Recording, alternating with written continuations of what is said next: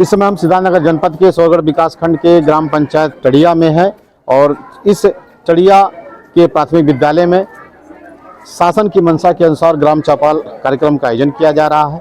इस चौपाल कार्यक्रम में केंद्र और प्रदेश सरकार की विभिन्न योजनाओं की जानकारी दी गई है। कार्यक्रम में सचिव संदीप सरोज जी हैं, इसके साथ ही स्टेट बैंक के आरबीआई बैंक के बैंक प्रतिनिधि भी हैं, साथ ही ग्राम प्रधान प्रतिनिधि भी हैं।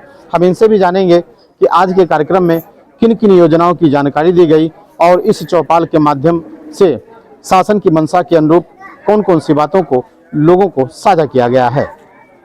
सबसे पहले तो हम आए हुए सभी लोगों का धन्यवाद करना चाहेंगे, सभी ग्रामवासी और पत्रकार लोगों का।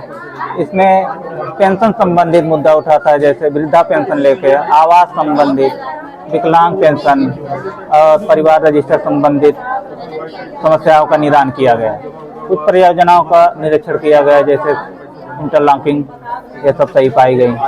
आज स्वच्छता को लेकर क्या कहेंगे? कहीं ना कहीं केंद्र सरकार और प्रदेश सरकार की स्वच्छता को लेकर के काफी सजग है, स्वच्छता अभियान भी चलाया जा रहा है। स्वच्छता को लेकर क्या मैसेज देना चाहते हैं? स्वच्छता के लिए तो बहुत बढ़िया ने सरकार ने चलाया है। जैसे गांव में सभी के पास व्यक्तिगत शौचालय दिया गया है। फिर उसके बाद व्यक्तिगत शौचालय के ग्राम सभा में एक सामुदायिक शौचालय बना है जो संचालित है, और कूड़ा के लिए आरआरसी सेंटर है। गांव में 2 सफाई कर्मी लगे हुए हैं, रोज अपने रोस्टर अनुसार साफ सफाई करते हैं। आज इस चौपाल कार्यक्रम में बैंक प्रतिनिधि के रूप में आप मौजूद हैं। बैंक द्वारा किन किन योजनाओं की जानकारी आज दी गई? बैंक की तरफ से जन सुरक्षा योजना के बारे में विशेष फोकस डाला जा रहा है, जिसमें प्रधानमंत्री सुरक्षा बीमा योजना है। या 18 साल से 70 साल के व्यक्ति इसे ले सकते हैं। इसमें वर्ष में 20 रुपये आपको जमा करना होता है। यह बैंक के द्वारा ऑटो डेबिट प्रक्रिया के द्वारा 15 मई से 15 जून के बीच में इसे बैंक अकाउंट से ऑटो डेबिट कर लिया जाता है।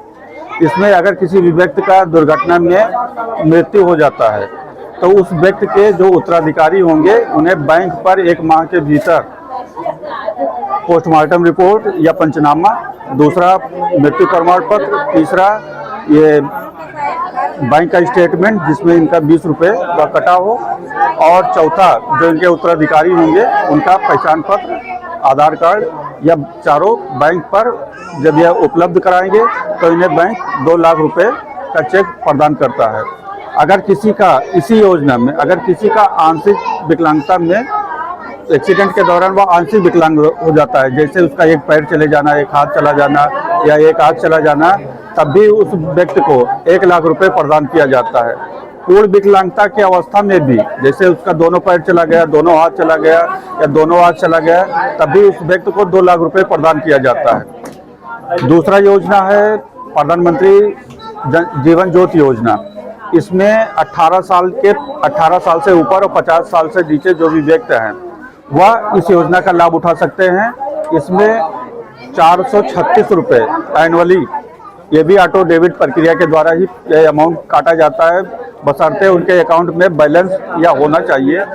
और ये भी 15 मई से 15 जून के बीच में ही ये पैसा उनका कटता है इनके अकाउंट से।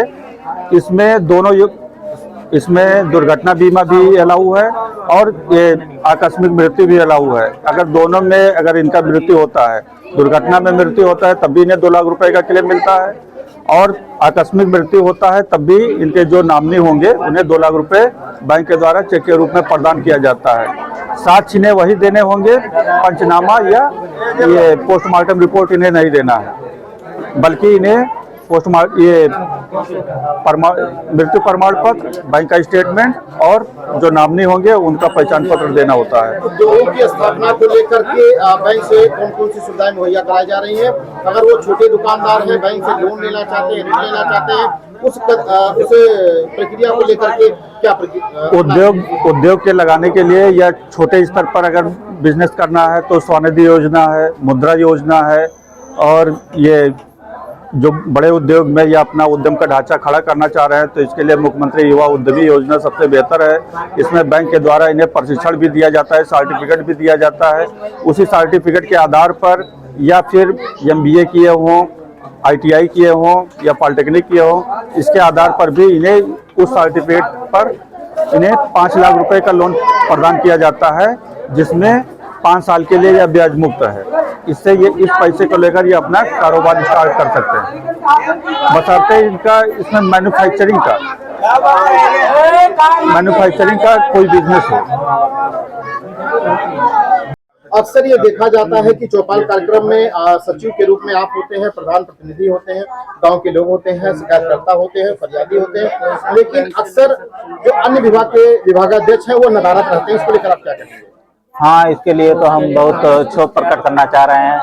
इससे पहले परंतु हमने लेखपाल साहब से बात की थी, तो एसडीएम साहब के कुछ कार्य की वजह से वो नहीं आ पाए, लेकिन आशा एएनएम यहाँ पर आज उपस्थित हैं, लगभग सभी लोग हैं, शिक्षा विभाग से भी हैं। यहाँ जबकि कई विभाग के जो है लोगों को होना चाहिए, स्वास्थ्य विभाग के लोग हों, डेवलपमेंट में और भी लोग हैं, पुलिस के लोग भी अगर रहे तो कहीं ना कहीं वो भी उनकी जो भी जन्मी समस्या आती है उसका भी समाधान हो। देना चाहते हैं? हाँ, ये तो मैं सरकार को मतलब ये कहना चाहता हूँ कि और सब तो राजस्व से सब आ जाते हैं, आशा से आ जा रहे हैं, लेकिन पुलिस विभाग से हमारे चौपाल में कोई नहीं उपस्थित होता है। तो इसके लिए हम सरकार से निवेदन है कि एक लेटर के साथ हमें बताएं कि उनको बुलाने का कोशिश करें।